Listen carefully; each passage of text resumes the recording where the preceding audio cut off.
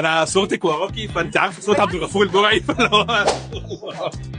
شويه مواقف هتقول لنا وفيها ايه يعني، ولا لا ده فيها وفيها وفيها. اوكي. جدك او جدتك يقولوا لك بقى احنا عايزين نتجوز.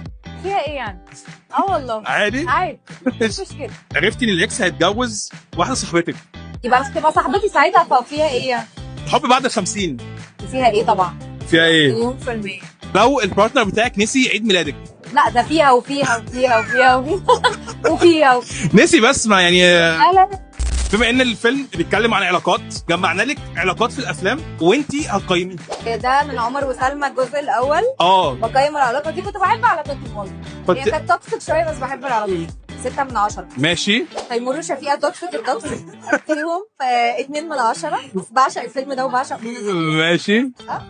علاقه غير مفهومه، ده من حب البنات. انا ما فهمتش مشكلتهم كانت ايه. هو اتجوز وسابها وكان هي رجع للاكس بتاعتهم، كانوا اكسات لبعض. لا يبقى اديله 0. 0. هو عمل كده. 100 من 100. عبد الغفور البرعي طبعا وفاطمه كشري الاثنين احلى حاجه في العالم. والباشا تلميذ اتغيرت عشان هو قدرها في الاخر، ولا بحب العلاقه. راح لها الجامعه في الاخر. يعني علاقه حسنت منها. كم من 10؟ بحبهم 9 من 10. ماشي.